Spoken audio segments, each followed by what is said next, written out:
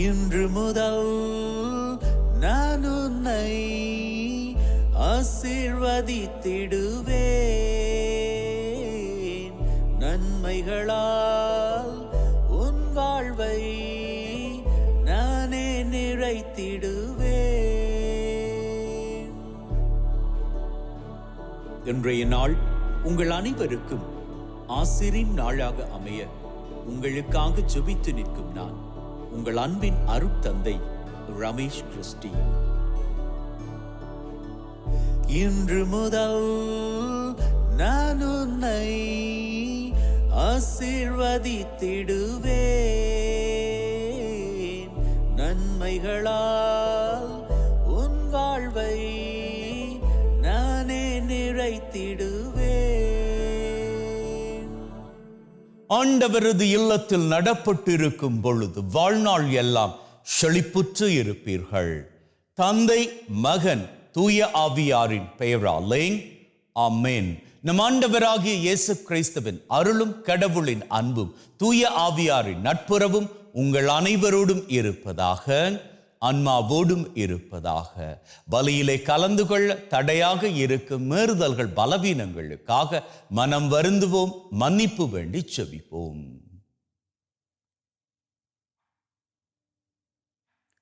ஆண்டவரே இரக்கமாயிரும், ஆண்டவரே இரக்கமாயிரும். கிறிஸ்துவே இரக்கமாயிரும், கிறிஸ்துவே இரக்கமாயிரும். ஆண்டவரே இரக்கமாயிரும், ஆண்டவரே இரக்கமாயிரும். எல்லாம் வல்ல இறைவன் நம்மீது இரக்கம் வைத்து நம்முடைய மீறுதல்கள், பலவீனங்களில் நமக்கு விடுதலை தருவாராக. ஆமென். ஜெபிப்போமாக.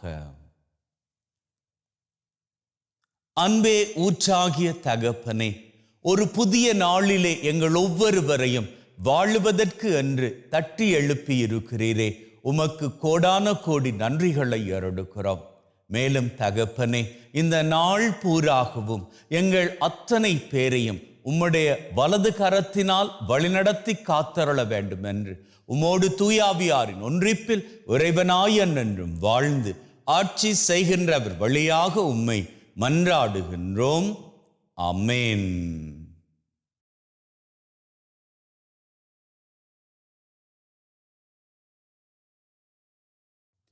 குறிப்பேடு 2ஆம் நூலிலிருந்து வாசகம். யோயாதா இறந்த பின் அரசர் தம்மை பணிந்து நின்ற தலைவர்களின் சொற்களுக்கு இணங்கினார். அதனால் அவர்கள் தங்கள் முன்னோர்களின் கடவுளான ஆண்டவரின் இல்லத்தை புறக்கணித்து அசேரா கம்பங்களையும் சிலைகளையும் வழிபட்டனர். அவர்கள் செய்த இப்பாவத்தின் பொருட்டு யூதாவின் மேலும் எருசலேமின் மேலும் இறைவன் கடும் கோபம் கொண்டார். அவர்கள் தம்மிடம் மீண்டும் வருவதற்கு ஆண்டவர் அவர்களிடம் இறைவாக்கினர்களை அனுப்பினார். அவர்களும் மக்களை கண்டித்தனர். ஆனால் அவர்கள் செவி கொடுக்கவில்லை. அப்போது கடவுளின் ஆவி குரு யோயாதாவின் மகன் செக்கரியாவின் மேல் இறங்கியது. அவர் மக்கள் முன் நின்று அவர்களை நோக்கி, இதோ கடவுள் கூறுகிறார், ஆண்டவரின் கட்டளைகளை மீறுவது ஏன்? அதனால் நீங்கள் வாழ்வில் முன்னேற மாட்டீர்களே. ஆண்டவரை நீங்கள் புறக்கணித்ததால் அவரும் உங்களை புறக்கணித்துள்ளார் என்று கூறினார். அவர்கள் அவருக்கு எதிராக சதி செய்து அரசரின் ஆணைக்கேற்ப ஆண்டவரின் இல்லத்து மண்டபத்தில் அவரை கல்லால் எறிந்து கொன்றனர். அவர் தந்தை யோயாதா காட்டிய பேரன்பை மறந்து அரசர் யோவாசு செக்கரியாவை கொல்ல செய்தார். அவர் இறக்கும் போது ஆண்டவர் இதை கண்டு பழிவாங்குவாராக என்றார். அடுத்த ஆண்டு சிரியா படையினர் அவருக்கு எதிராக வந்து யூதாவிலும் எருசலேமிலும் புகுந்து மக்களின் எல்லா தலைவர்களையும் கொன்று அழித்தனர். கொள்ளை பொருட்கள் அனைத்தையும் தமஸ்கு மன்னனிடம் அனுப்பி வைத்தனர். சிரியர் மிக சிறு படையுடன் தான் வந்தனர். இருப்பினும் தங்கள் முன்னோரின் கடவுளான ஆண்டவரை இஸ்ராயலர் புறக்கணித்ததால் ஆண்டவர் அவர்களது பெரும் படையை சிரியரின் கையில் ஒப்புவித்தார். அவர்கள் யோவாசை தண்டித்தனர். கடும் காயமுற்ற நிலையில் யோவாசை சிரியர் விட்டு சென்றனர். அவருடைய அலுவலர்களோ அவருக்கு எதிராக சதி செய்து குரு யோயாதாவின் மகனின் இரத்தப்பழியின் பொருட்டு அவரது படுக்கையிலேயே அவரை கொன்றனர். தாவீதின் அந்நகரத்தில் அவர் சடலத்தை அடக்கம் செய்தனர். ஆனால் அரசர்களின் கல்லறைகளில் அவரை அடக்கம் செய்யவில்லை. இது ஆண்டவர் வழங்கும் அருள்வாக்கு. இறைவனுக்கு நன்றி.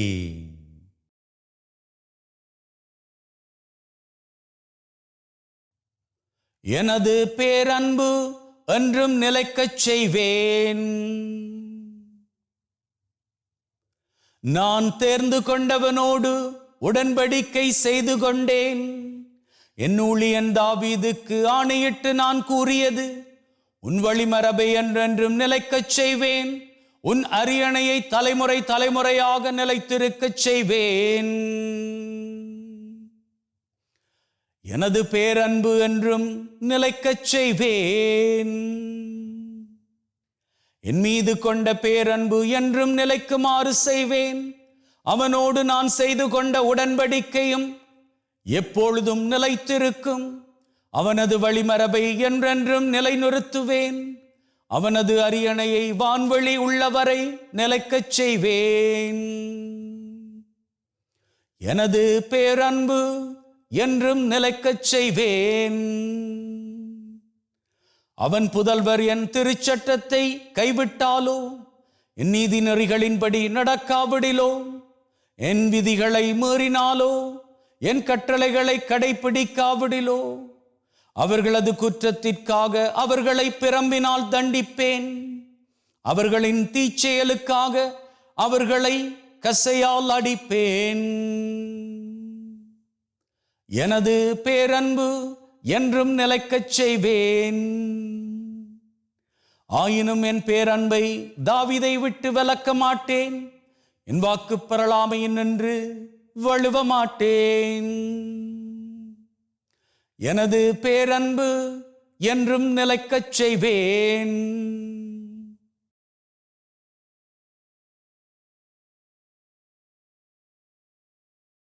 அல்லேலூயா, அல்லேலூயா. நம் ஆண்டவர் இயேசு கிறிஸ்து செல்வராயிருந்தும் அவருடைய ஏழ்மையினால் நீங்கள் செல்வர் ஆகுமாறு உங்களுக்காக ஏழையானார். அல்லேலூயா.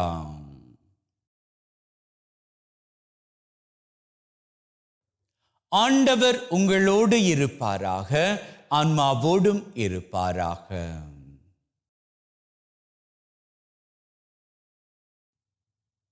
மத்தேயு எழுதிய நற்செய்தியிலிருந்து வாசகம். ஆண்டவரே, மாட்சி உமக்கே. அக்காலத்தில் இயேசு தம் சீடருக்கு கூறியது, எவரும் இரு தலைவர்களுக்கு பணிவிடை செய்ய முடியாது. ஏனெனில் ஒருவரை வெறுத்து மற்றவரிடம் அவர் அன்பு கொள்வார், அல்லது ஒருவரை சார்ந்து கொண்டு மற்றவரை புறக்கணிப்பார். நீங்கள் கடவுளுக்கும் செல்வத்திற்கும் பணிவிடை செய்ய முடியாது.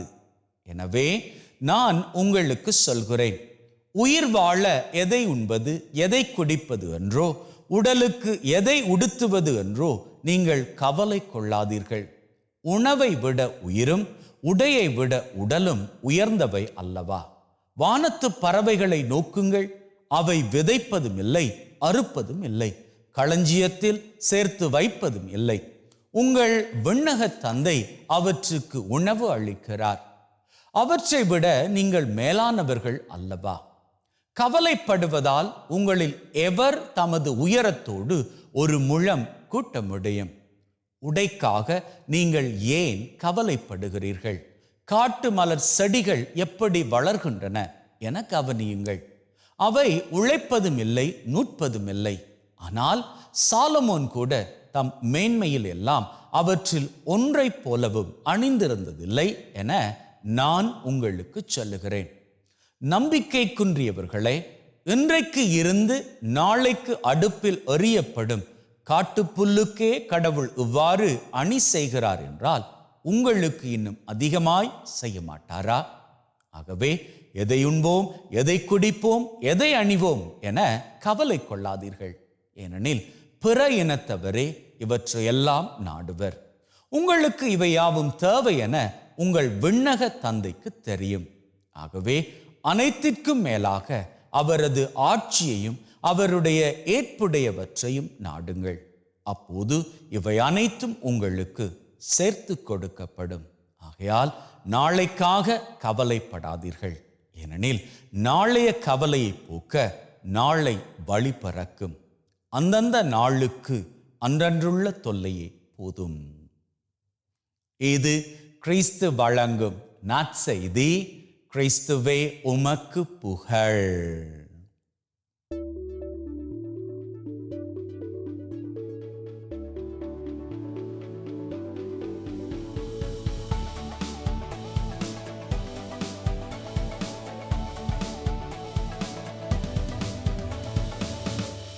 அன்பின் உள்ளங்களே, ஆண்டவராக இயேசு கிறிஸ்து ஒரு தத்துவம் சொல்றாரு.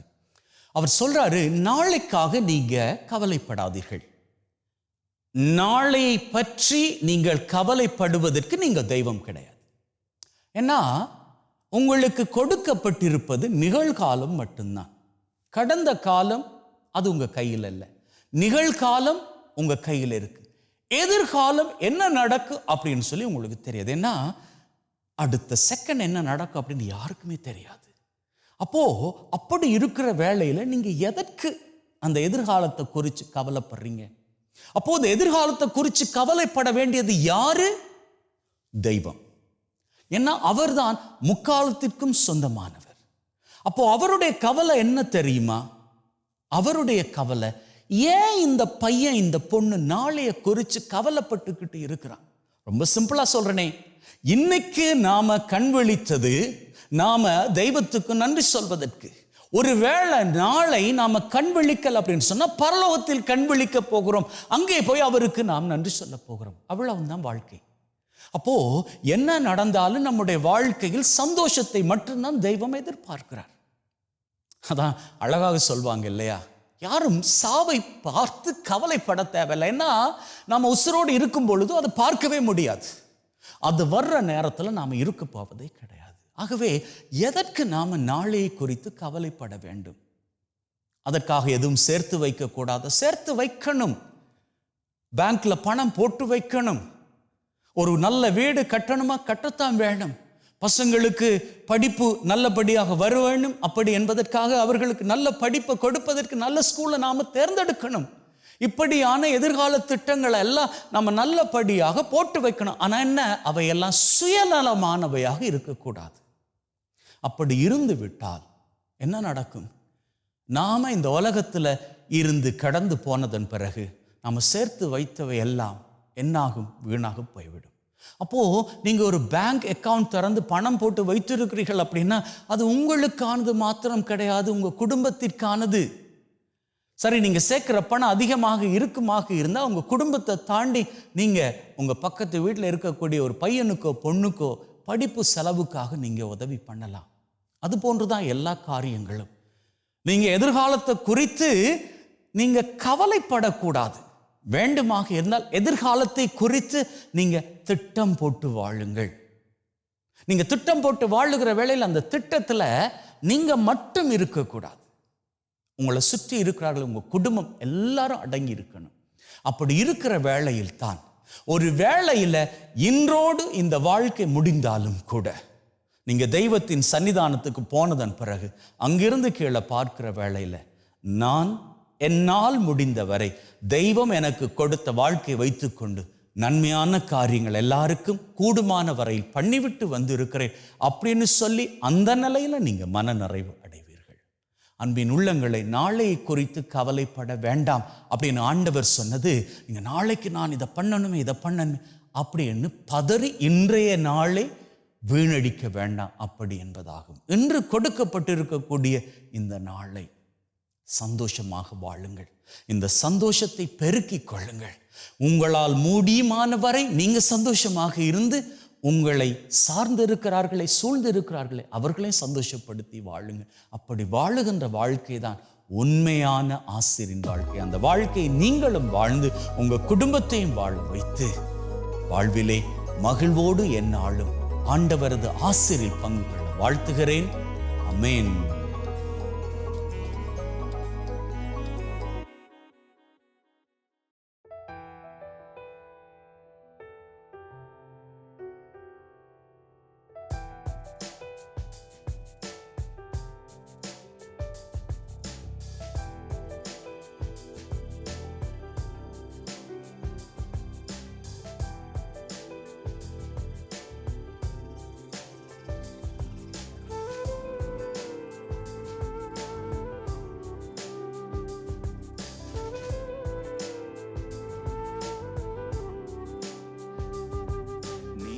ஆண்டவரே, அனைத்துலகின் நிறைவா உம்மை போற்றுகின்றோம். ஏனெனில் உமது அருட்பெருக்கிலிருந்து இந்த அப்பத்தை பெற்றுக்கொண்டோம். நிலத்தின் விளைவும் மனிதொழைப்பின் பயனுமாகிய இந்த அப்பத்தை உமக்கு ஒப்புக் கொடுக்கின்றோம். வாழ்வழிக்கும் அப்பமாக மாறும். இறைவன் என்னென்றும் வாழ்த்து பெறுவாராக. ஆண்டவரே, அனைத்துலகின் நிறைவா உம்மை போற்றுகின்றோம். ஏனெனில் உமது அருட்பெருக்கிலிருந்து இந்த ரசத்தை பெற்றுக்கொண்டோம். நிலத்தின் விளைவும் திராட்சை கொடியின் பயனுமாகிய இந்த ரசத்தை உமக்கு ஒப்புக் கொடுக்கின்றோம். வாழ்வழிக்கும் பானமாக மாறும். இறைவன் என்னென்றும் வாழ்த்து பெறுவாராக.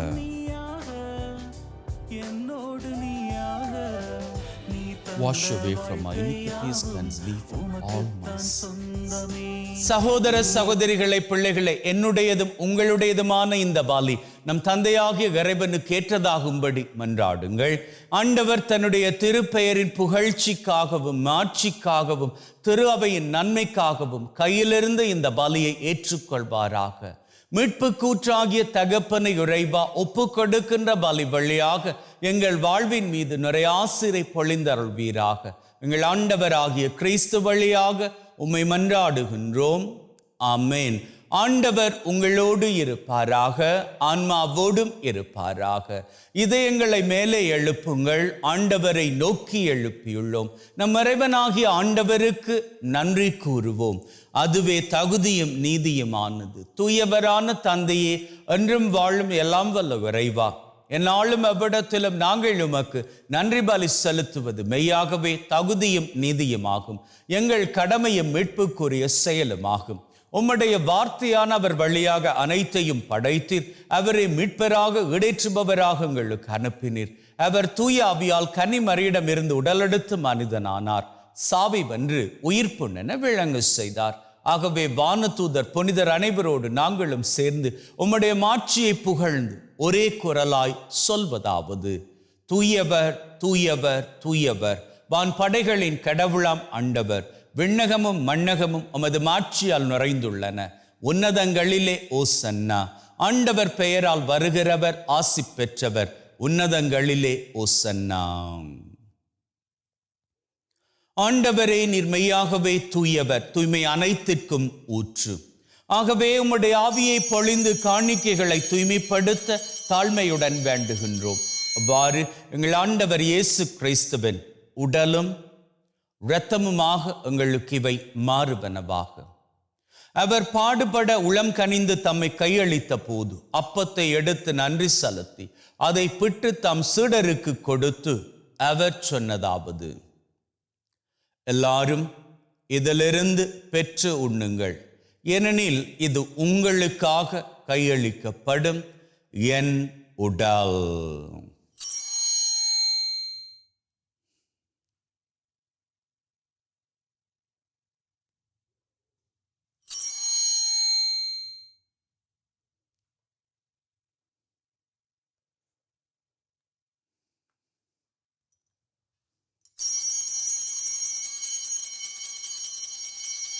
அவ்வண்ணமே உணவருந்திய பின் கிண்ணத்தை எடுத்து நன்றி செலுத்தி தம் சீடருக்கு கொடுத்து அவர் சொன்னதாவது: எல்லாரும் இதிலிருந்து பெற்று பருகுங்கள், ஏனெனில் இது புதிய நித்திய உடன்படிக்கைக்கான என் இரத்தம், பாவ மன்னிப்புக்கென்று உங்களுக்காகவும் எல்லாருக்காகவும் சிந்தப்படும்.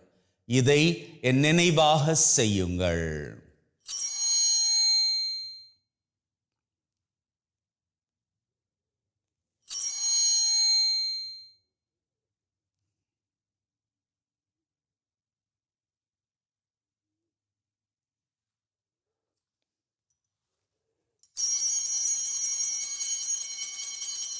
நம்பிக்கையின் மறைபொருள். ஆண்டவரே, நீர் வரும் வரை உமது இறப்பை அறிக்கை செய்கின்றோம், உமது உயிர்ப்பையும் எடுத்துரைக்கின்றோம். ஆகவே ஆண்டவரே, நாங்கள் கிறிஸ்துவின் இறப்பை உயிர்ப்பை நினைவு கூர்ந்து வாழ்வு தரும் அப்பத்தை மீட்பளிக்கும் கிண்ணத்தை உமக்கு ஒப்பு கொடுக்கின்றோம். உம் திருமண் நின்று உமக்கு ஊழியம் புரிய தகுந்தவர்கள் என எங்களை ஏற்றுக்கொண்டீர். எனவே உமக்கு நன்றி செலுத்துகின்றோம். மேலும் கிறிஸ்துவின் உடலிலும் இரத்தத்திலும் பங்கு கொள்ளும் எங்களை தூய ஆவி ஒன்று சேர்க்க வேண்டுமென தாழ்மையுடன் வேண்டுகிறோம். ஆண்டவரே, உலகெங்கும் பரவி இருக்கும் உம்முடைய திரு அவை எங்கள் திருத்தந்தை லியோ, எங்கள் ஆயர் தாமஸ் மற்றும் உம்முடைய குருக்கள், துறவியர்கள், கன்னியர்கள், பொதுநிலையினர் அனைவரையும் பரம அன்பின் உறுதிப்பட செய்தருளும். உயிர்த்தெழும் எதிர்நோக்குடன் இறந்து போன எங்கள் சகோதர சகோதரிகளை, இறந்தோர் அனைவரை ஒளிர்மிக்க திருமுன் ஏற்றுக்கொள்ளும். எங்கள் அனைவர் மீதும் இரக்கமாயிரும். கடவுளின் கன்னித்தாயான மாட்சிமிக்க மரியா, அவருடைய கணவரான புனித யோசேப், இவ்வுலகில் உமக்கு உகந்தவர்களாயிருந்த புனிதர் ஆகிய அனைவருடன் நிலைவாழ்வில் தோழமை கொண்டு திருமகன் கிறிஸ்து வழியாக உம்மை புகழ்ந்தேற்றும் வரம் அருள உம்மை மன்றாடுகின்றோம். உள்ளங்களே, நம் ஆண்டவர் இயேசு கிறிஸ்துவின் முன்னிலையில் நம்முடைய தேவைகளை எடுத்து வைப்போம். அந்த வகையில் முதலில் இன்றைய நாளுக்கான தேவை.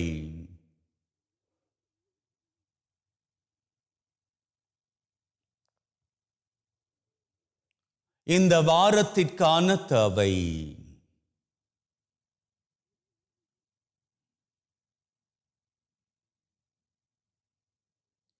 இந்த மாதத்திற்கான தேவை.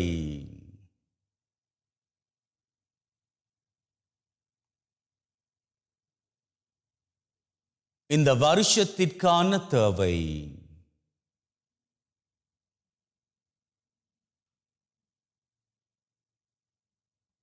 உள்ளத்தின் ஆழத்தில் இருக்கக்கூடிய 3 விசேட தேவைகள்.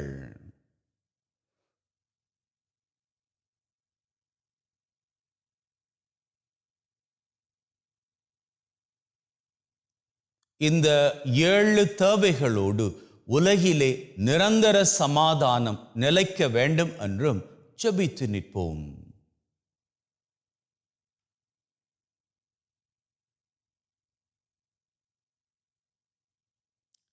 நம்முடைய தேவைகளை நாம் கேட்ட மாத்திரத்திலேயே தெய்வம் நிறைவேற்றி கொடுத்து விட்டார் என்கின்ற உள்ளத்து வைராக்கியத்துடன் அவர் புகழை வணக்கமாக ஏறெடுப்போம்.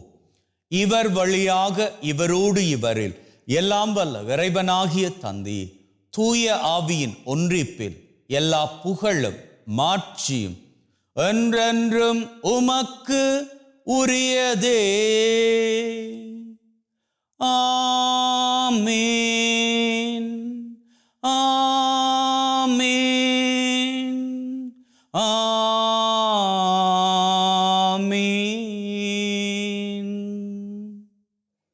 மீட்பரின் கட்டளையால் கற்பிக்கப்பட்டு தேவ படிப்பினையில் பயிற்சி பெற்ற நாம் நம்பிக்கையோடு சொல்லுவோம். விண்ணுலகில் இருக்கிற எங்கள் தந்தையே, உமது பெயர் தூயது என போற்றப் பெறுக. உமது ஆட்சி வருக. உமது திருவுளம் விண்ணுலகில் நிறைவேறுவது போல மண்ணுலகிலும் நிறைவேறுவதாக. எங்கள் அன்றாட உணவை இன்று எங்களுக்கு அளித்தருளும். எங்களுக்கு எதிராக தீமை செய்வோரை நாங்கள் மன்னிப்பது போல எங்கள் பாவங்களை பொறுத்தருளும். எங்களை சோதனைக்குட்படுத்தாதையும் தீமையிலிருந்து எங்களை விடுவித்தருளும். ஆண்டவரே, தீமை அனைத்திலும் இருந்து எங்களை விடுவித்து எங்கள் வாழ்நாளில் அமைதியை கனிவுடன் அருள உம்மை வேண்டுகின்றோம். உம்முடைய இரக்கத்தின் உதவியால் நாங்கள் பாவத்திலிருந்து எப்பொழுதும் விடுதலை பெற்று யாதொரு கலக்கமும் இன்றி நலமாயிருப்போமாக. நாங்கள் எதிர்நோக்கி இருக்கும் பேரின்பத்திற்காகவும் மீட்பராகிய இயேசு கிறிஸ்துவின் வருகைக்காகவும் காத்திருக்கின்றோம்.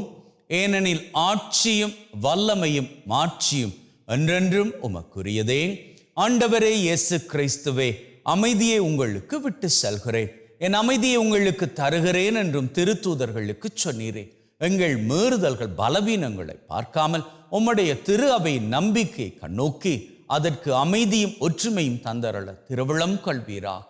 என்னென்றும் வாழ்ந்து ஆட்சி செய்கின்றவர் நீரே. ஆமேன். ஆண்டவருடைய அமைதி உங்கள் அனைவரோடும் என்றும் இருப்பதாக, ஆன்மாவோடும் இருப்பதாக.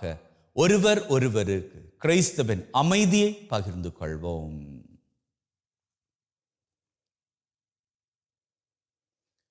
உலகின் பாவங்களை போக்கும் இறைவனின் செம்மறியே, எங்கள் மேல் இரக்கமாயிரும். உலகின் பாவங்களை போக்கும் இறைவனின் செம்மறியே, எங்கள் மேல் இரக்கமாயிரும். உலகின் பாவங்களை போக்கும் இறைவனின் செம்மறியே, எங்களுக்கு அமைதியை அளித்தருளும். இதோ நம் ஆண்டவராகிய இயேசு கிறிஸ்து. இவரே நம் ஒவ்வொருவரையும் மகிழ்வோடு வாழும்படி அழைத்து நிற்கும் தெய்வம். அழைக்க பெற்ற நாங்கள் பேறு பெற்றோர். ஆண்டவரே, தேவரீர் என் உள்ளத்தில் எழுந்தருள நான் தகுதியற்றவன். ஆனால் ஒரு வார்த்தை மட்டும் சொல்லி அருளும், என் ஆன்மா நலமடையும்.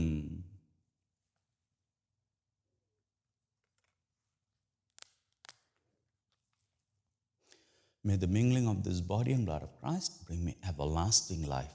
Amen.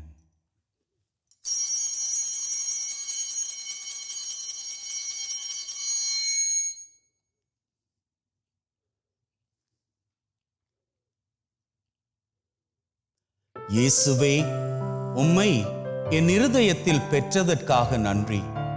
என்னுள் வாசமாயிருந்து என்னை வழிநடத்தும்.